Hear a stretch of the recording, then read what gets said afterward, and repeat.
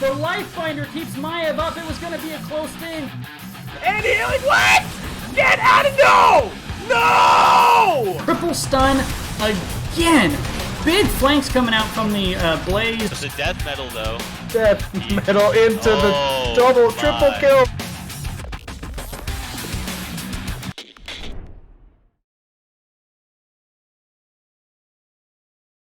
Let's try to avoid any spoilers.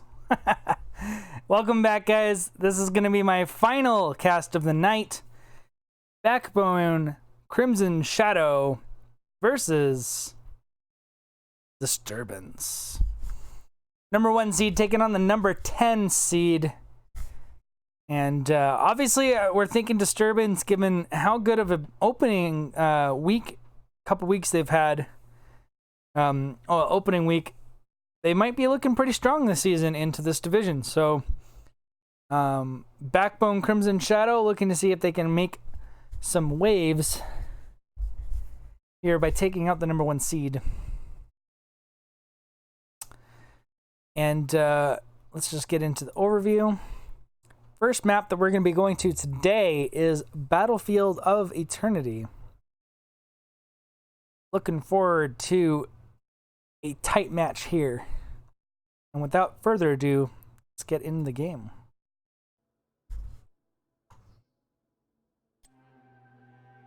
Prepare yourselves for battle, heroes.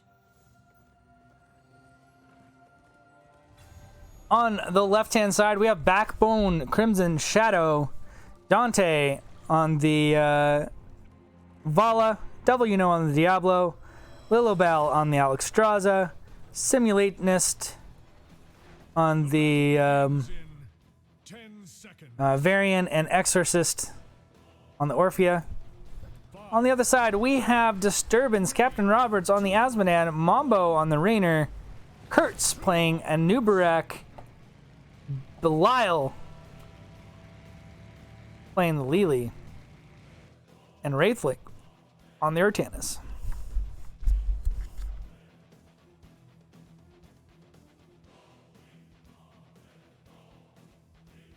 Looks like nobody is in the top lane yet to deal with, but that's all good and well.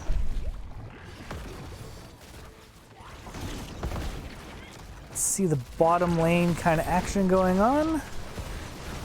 Trying to get my chat up, but I can see all of your beautiful personalities come on out in the chat. Let's make sure that we are populating it. I would have missed everything up to this point, so as far as I know, you guys have said nothing.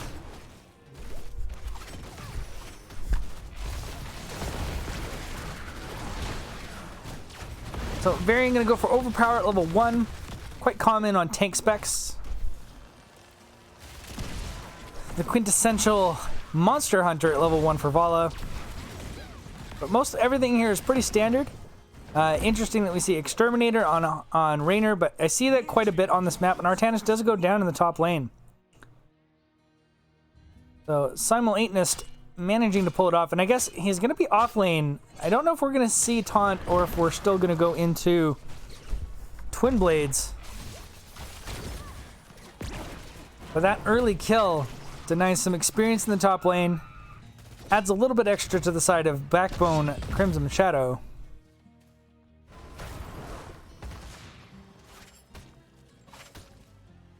And I will have to say, though,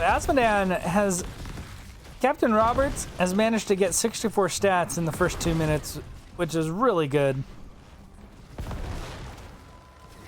If he can get to 200 by roughly 6 to 8 minutes in the game, he's not going to be much of a liability here. Wno, seeing if he can put a little bit of pressure onto Kurtz. Kurtz tanks through a good portion of the damage and then backs out. Dragon Queen being popped for the wave clear. I don't know, that's a pretty long cooldown to burn on clearing waves. Camps are going to be started. We have Colossus Smash Varian in the top lane. Putting some pressure onto it. Maybe taking a bit of a note out of Soak Every Lane's book and saying that C-Smash variant's pretty good into Nubrak. We'll have to see how that plays out, but it looks like he's gonna get Wraithling is gonna get his revenge and get the kill on Simultaneist. I'm gonna see both camps converted. This one out a little bit slower than the other. And because of that, Mambo's gonna sit here and get a bit of poke damage with his Exterminator talent.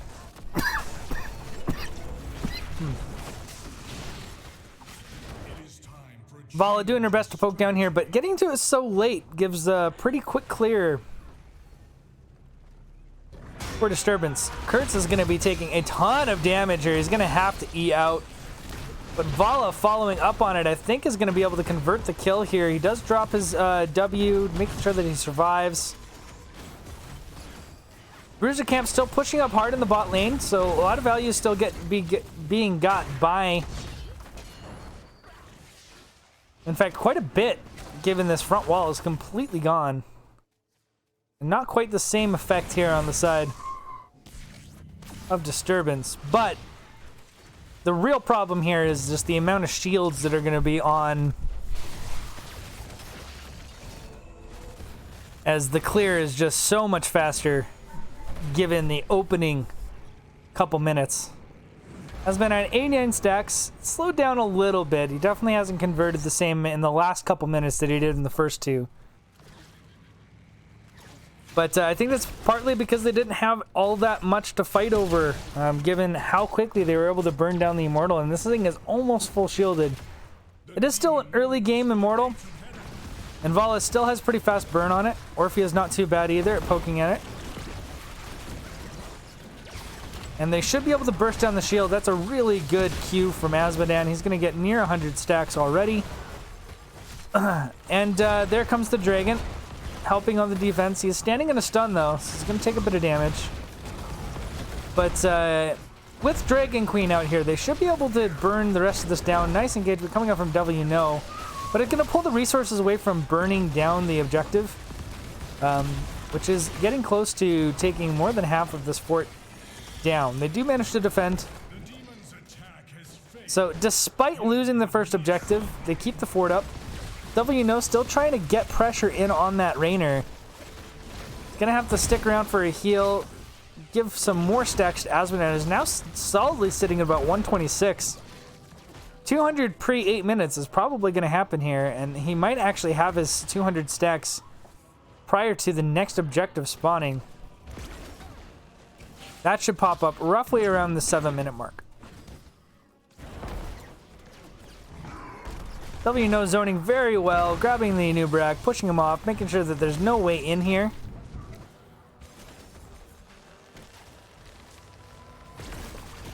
And a nice heal coming out from Alexstrasza. Although Alexstrasza and Orphea are kind of in a bad spot, although the engagement isn't coming in from the Nubrak, so Alex is going to be able to get out. But the dive does still come in. Nice flip over by Diablo, making sure that he doesn't die. He also eats the stun. W No doing a good job of peeling out his backline. Maybe getting a little bit too aggressive in some of the fights.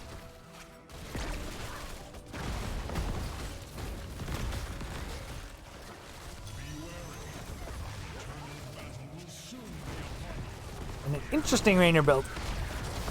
You don't need the slow edition when you don't take the level 1 talent, so I totally understand the Fuel the Rush kind of pickup here. It's pretty good.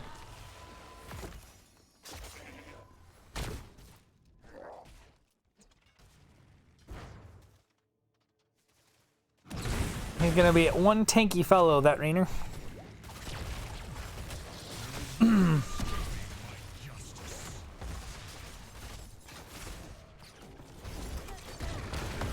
And now it looks like it's Backbone Crimson Shadow that gets the jump on the Immortal. And they're doing a pretty fantastic job. In fact, C-Smash going in on the Immortal to see if they can get this bursted down. Diablo peels out the Nubrak really well. I'm sure that his team doesn't take a lot of pressure, but Simulateness is still getting pressured hard by the Azmodan. That's going to be a kill.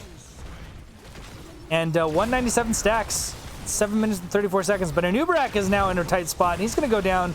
Dante trying to get the conversion onto Wraithling. He doesn't. Instead, trades out the Rainer. Everything is still pretty low. This wave is pushed up too as well on the fort, but that should be cleared up by minions. And this camp up top is getting a lot of value. But it will be Backbone that gets the initial conversion.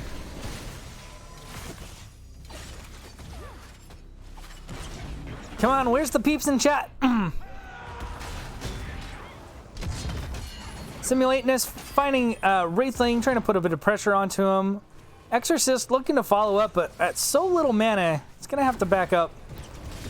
Vala just barely dodging the Artana swap. That swap goes down there, Vala becomes in big trouble. W no. Nice initiation onto the backline, is gonna get one pick off, might even get two. And Backbone, Crimson Shadow doing pretty well. Nice trade out though.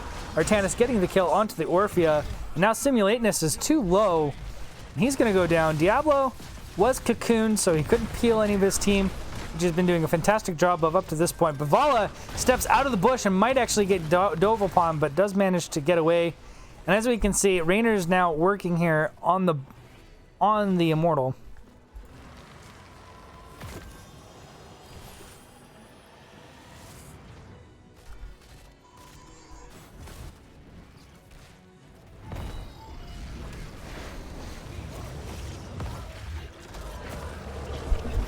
And we see the heals coming through from Belial, just trying to get the team up so they can actually defend here properly while Raynor continues to work on it.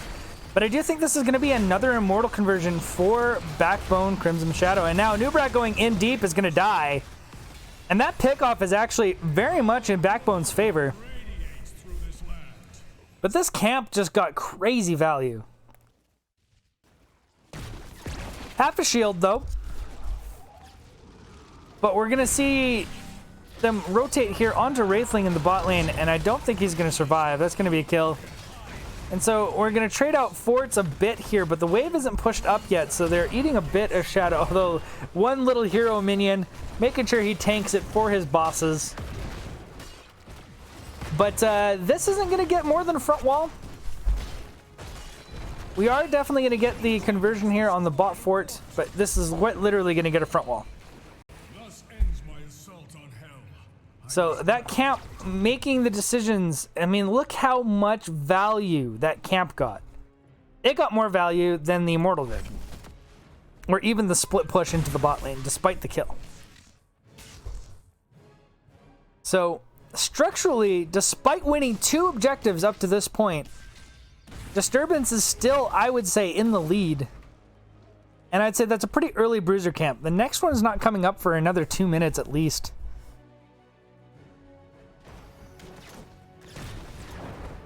They're going to double stack these camps. Wraithling's going to do his best to get in on it. It does get the swap. They're full committed here. And with Simulateness split, but lots of damage from Eternal Feast. But Orphea is going to get picked off by the Asmodan, but they're going to trade out the Lili. And Alexstrasza is back in. We see the dive coming out from Anubrak. But Vala might be able to just poke this down. And Asmodan now in a tight spot. Dante getting a little bit too far forward, though. And with that Asmodan kind of burst damage, he gets pretty low, and they don't manage to get the conversion. So 1-for-1 trade. Camp did go to Backbone. I will reach your position shortly.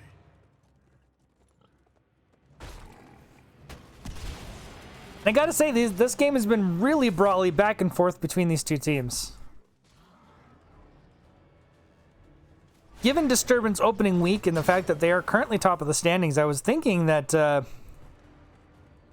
that this might be a bit one-sided, but I was clearly wrong here. And Backbone Backbone Crimson Shadow is doing actually a fantastic job of applying tons of pressure. And here's the invasion coming out from Backbone, but it looks like Simulateness is actually going to get bursted down with Orphea and the Cocoon. They can't really dish out the damage they need to, and that's going to be a 3-for-0 trade, 4-for-0 trade, and that is the victory that Disturbance has been looking for, and should give them a nice head start.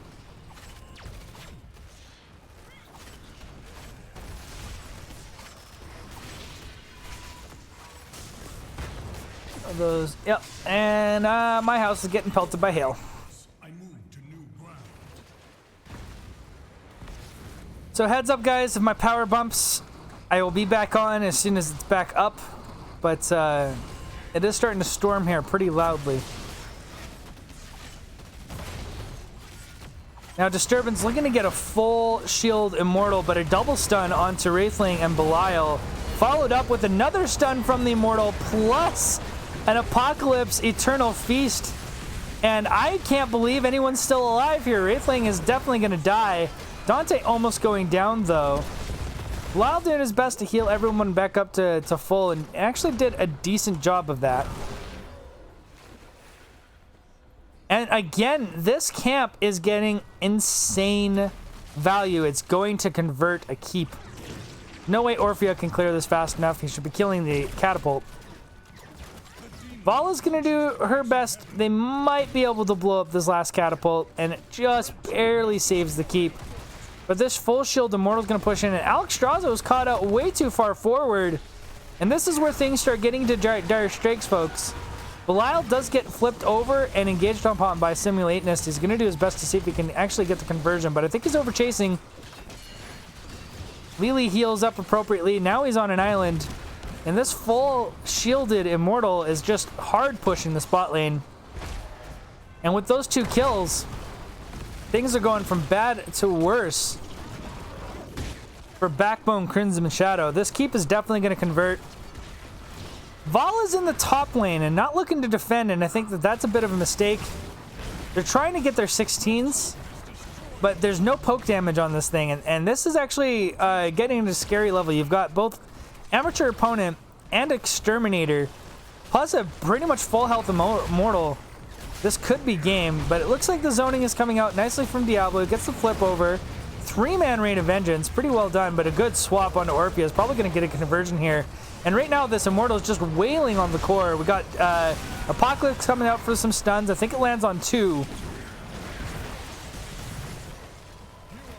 But nothing else seems to happen. There gets to be another 2 kills, and that's going to be game number 1 in favor of Disturbance.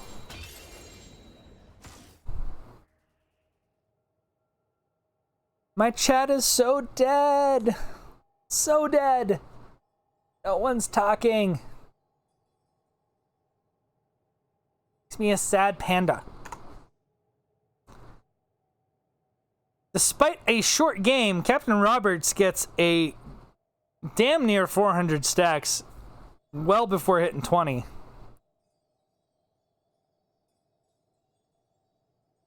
That's pretty well. Legion of Beetles build.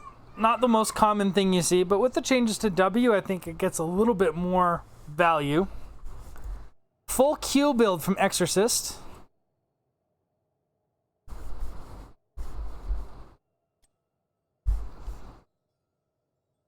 And Asmodan did a lot of work. So did Artanis.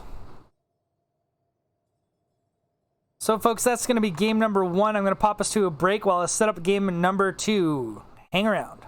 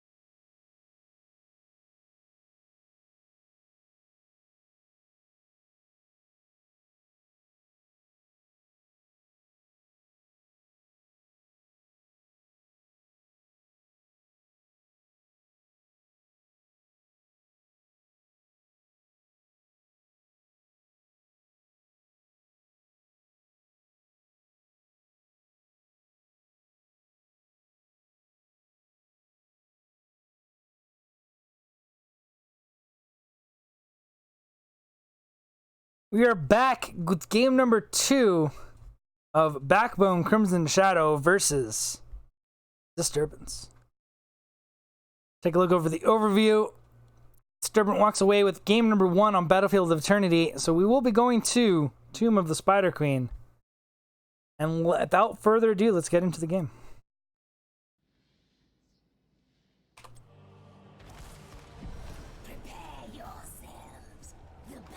On the blue side, we have Backbone Crimson Shadow, Dante and the Valera, Lilobel on the Anduin, Exorcist playing Li Ming, Devil You Know on Artanis, and Simulationist on the Anubarak. On the right side, we have Disturbance in the red, Mambo on the Zul'jin, Kurtz on the Garrosh, Belial on the Brightwing, Captain Roberts playing Gul'dan, and Wraithling on the Thrall. 5, 4, 3, 2, 1. Let the battle begin.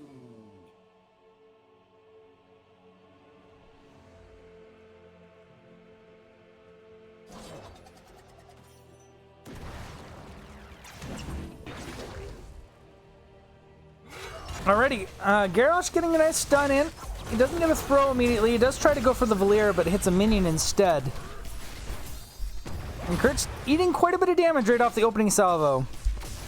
Zul'jin flow, but that's just Zul'jin. Bring the gems to my altar.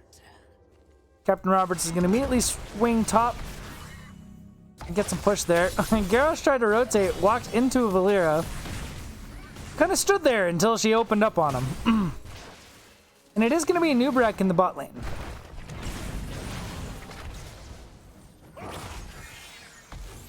A bit of an odd laning phase. Anubarak can do decently, but Artanis doesn't really give you a great amount of engage outside of the swap. But with the Valera follow-up, seems to be putting a lot of pressure onto the Garrosh, but he seems to be living through it. Captain Roberts is going to go ahead and eat that. He's going to stand right on top of him. And then eat a bit of damage from Valera for his troubles. Nice stun coming out from Kurtz onto Dante, but the throw wasn't available, and so he couldn't quite get anything else out of that. Wraithling playing safe, looking for his stacks. Let's definitely pop up the level 1s, which is exactly what... And he already has 7 of his 20, which is quite good. Blair opens up on the Thrall. Thrall turns around, and I missed the kill on the top lane on Artanis, of course.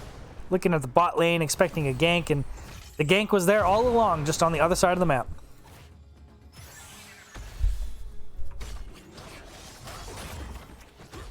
So I would say, with that kill, we have rotation advantage for Disturbance.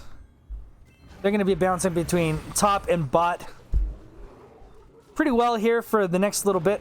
Artanis is back in lane, though, so pressure should be reapplied. 4 is going to be in their favor due to the kill. So I don't think that they're going to want to step up. Anduin looking for a raw W from max range on a target he couldn't see. We're going to see the Bruiser camp being taken nice and early by Backbone. This is a decent strategy as long as you're getting the soak, which they're not. It generally can get you some good early value. Anduin being way too far out, though, gets flipped over, and that's going to be the second kill. Another gank in the top lane, and I guess those Garrosh ganks are really starting to come online for Disturbance here in the opening 3 minutes of this game. With Anduin killed, they can't really step up to defend. No one's soaking the top lane. Trying to push in this camp, and Gul'dan's doing his best to clear this up. Of course, it's a bit tough. We do see a 3-man rotation into the bot lane. Simulationist getting pressured pretty hard. W No getting thrown in, rooted, stunned, maybe polymorphed, and dies. The counter engagement coming up from Dante to see if he can get onto the Brightwing, but it's just not enough follow-up damage available at the time. And to be frank, I'm concerned about Backbone's wave clear in relativity to Disturbance, who Gul'dan pretty much outclears everyone that they're up against. Li Ming from angles can get good orbs that can kind of help. But when Webweavers start pushing in, it gets a lot tougher to land those orbs where you want them. And some of that damage just kind of gets negated. But Zul'jin getting picked off here in the top lane, looking at a nice little gank. I see, again, I missed by looking at the bottom lane for too long. And I'm pretty sure the reason that that occurred was Valeera finding a Zul'jin out a little bit. Good swap into burst damage. When there's nothing in the way, these areas here are the scariest spots.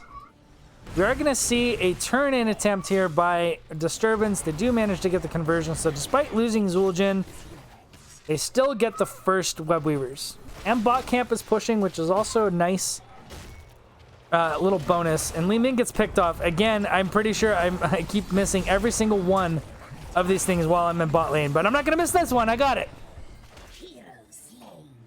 So Garrosh just getting a ton of value, I'm assuming. Taking out both Li Ming and Artanis. And that's really going to make this defense difficult because the only tools they really have available at the immediate moment to help clear these things out is Nubrak in the bottom lane into a Thrall, who's going to get engaged upon by Zul'jin. And we had Valeera in the mid lane trying to clear out before Li Ming showed up. And Valeera's got to be able to sit in the lane and do so, and she's actually just hiding at this moment and not even really helping on the clear. So bottom lane's getting a ridiculous amount of effect. Mid lane goes another kill. I keep missing every single one of these. In the mid lane, Fort goes down, and Brightwing's just free pushing this top lane. So first Web Weaver phase from Disturbance is going to get 3 forts off the back of those now 6 kills that Disturbance has managed to get. Now Gul'dan is getting engaged upon. He's going to go down, but Valeera is probably just going to trade out and is going to die. And top Web Weaver is actually pushing up onto the top fort with that wave. It's going to get 1 or 2 of these towers plus front wall, and no one is in position to clear it out. This is insane value from a level or from a first turn-in. And is probably going to lead a bit to a snowball here. We've got 47 gems, 30 of them going in. And Backbone just got enough to be able to actually turn in, as they lost a lot of gems prior to with the kills on Li Ming and Artanis. And I think this is kind of the area where having your Nubrak, who's a way better peel tool than Artanis, split in the bot lane is just not winning out. I think if you had Artanis in the bot lane, he can clear that wave a lot better, and he can defend, and Nubrak can do a better job of defending his team. Engagement's going to come in onto Zul'jin and Garrosh. The throw's going to happen right onto Nubrak. He's going to get taunted and burned down. And Valeera was in the back trying to get something done, but instead just gets polymorphed and then Emerald Wind and dead. And so that's going to be kill number 2. 9-2. Nice swap on the Zul'jin, though, from the Artanis. But with Nubrak dead and with Valeera dead, there's no follow-up stuns to that, which means he just walks away. And Wraithing already on this camp here. They're going to rotate in. He needs to move out. Nubrak guessing properly where Wraithling is, but there is no follow-up. But he's going to be able to get out of here. This camp is going to be converted by Disturbance. But that's a second Web Weaver phase for Disturbance as well. So this camp is a good pickup for them. But we already have the lanes pushing up. Top is pushed out. We do get a nice stun combo coming out from Dante onto Zul'jin. And that's going to neuter this push quite a bit, as their main damage dealer is out. Wraithling's getting pressured hard. But this bottom lane is a big problem. This is going to be pushing up onto the keep wall at almost full health. So the longer the Disturbance can kind of stall them out in this mid lane, the more value this bot keeper is actually going to... Web Weaver is going to get. Looks like it's just going to get a tower. And it might not even get that. The catapult's probably the only reason that's going to happen. And we see a bunch of aggression still happening here in the mid lane. And Wraithling here is escorting up this wave, trying his best to get damage onto the fort. He's low on mana, and the rest of his team is kind of dinking around in the mid lane. But looks like he's going to get engaged upon. He uses the Earthquake to try to peel himself out. I think at this point, you're just all in on the fort. You know you're going to die, because there's no way you can peel yourself out of this. So you might as well just run around the fort and just make sure this thing goes down. It's going to go down anyways, so the Earthquake plus his running around still made sure the defense didn't go. So despite losing a couple of heroes on the aggression here with like Zul'jin and Thrall going down, still a very successful Webweaver phase. The number 2 got a keep. And that definitely still catapults you pretty far ahead. They're still winning 10-4 in kills. And Backbone, feeling pressure, decides to go for the boss. Artanis is decent race if he had amateur opponent. Without amateur opponent, though, he's not much better than anyone else. And this rotation coming in from Disturbance is going to be enough to get them to disengage. Zul'jin, though, getting pressured hard by the Valeera, plus the laser. Fear there to disengage the Garrosh. Taunt goes in onto a Nubrak, but the conversion, the kill was not there.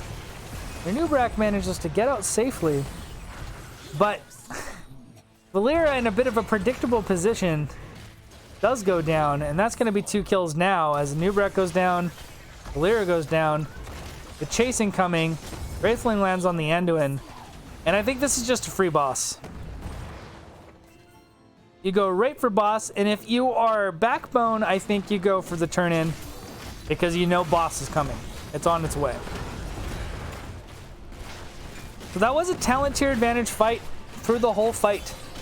And with those extra kills, Disturbance is catapulted towards 16s. And Garrosh doing a wonderful job. He knows he doesn't need to sit here and ward because the team wasn't going to re-engage with 2 dead.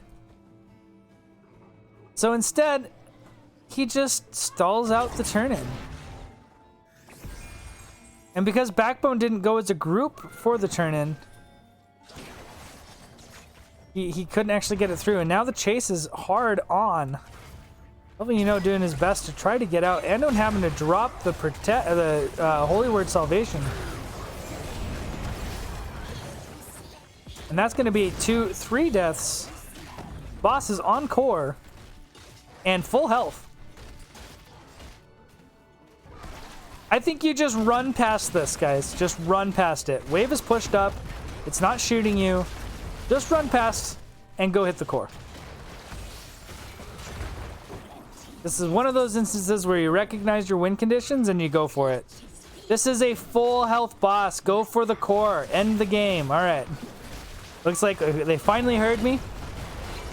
And that's going to be game number 2. Disturbance taking a convincing victory on Tomb of the Spider Queen in game number 2. And that was the fast series I was looking for. At least it's the last one of the night. Or is it?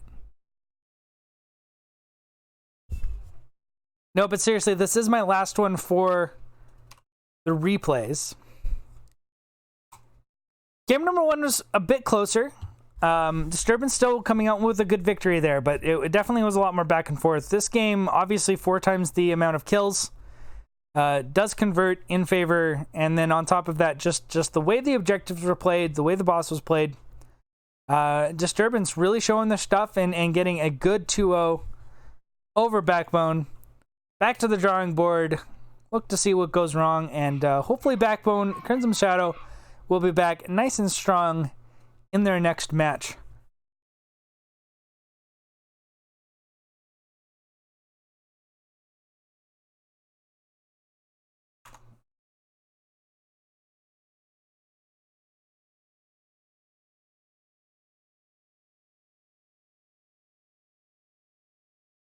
That's your overview. 2-0 for Disturbance.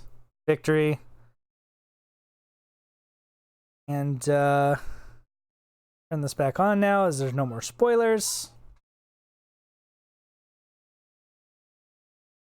No problem, Wraithling. Thanks for working so hard on that website for us. We all really appreciate the work. And good job, guys. You guys are doing really well opening up your season. I know you had a rough season or a bit of a tough one last season. So coming back in strong, playing well. The shot calls were great. The rotations were great. You were doing what you needed to do to find victory. Backbone, Crimson Shadow put up a good fight, but especially the tune in the Spider Queen game definitely went very well in favor of Disturbance, and if they keep that up, I think they're going to be a legitimate threat here in Division D West. So keep your eyes out for Disturbance, and we'll catch them next time they play. Again, that's going to be it for me for the replay cast today. I'm going to look at the calendar again and see how things going. I might be picking up this 8:30 PST Sky 5 versus what is it? Oh. If it hasn't been taken already, Arrow might be sitting in there in the wings. Oh, it did get picked up. Okay, never mind. I won't be grabbing. It was Arrow. He totally took it. Oh my god. Arrow the Storm coming through, being a god, and grabbing it because I was too slow to decide on it. Honestly, though, you did me a favor. I'm glad it got casted. I was going to take it if it didn't. But my family would like to do some watch a movie and spend some time together. So I think that's the more noble goal and should be what I would do instead. So I appreciate Arrow grabbing that match. Give him a shout out in chat, guys, because he's a brilliant caster and does a lot of work here for the league. And we all love his shiny head. Anyways, if you haven't already, please hit the follow button. And if you're feeling extra generous, any subs or biddies my way help support the stream in ways you can't imagine. And the more I can get, and like I said, I will try to reward any subscriptions with plenty of cast time, plenty of stream time, and eventually those tasty emotes once I finally get them up and going. You can follow me here, obviously on Twitch, LD Ziltoid. You can catch me on Twitter at the same handle, and you can catch me at on YouTube, which is where all of these videos will be uploaded here. I'll get that rolling here right away. And that's it. Thanks so much for everyone showing up. I appreciate it all. Have a wonderful night.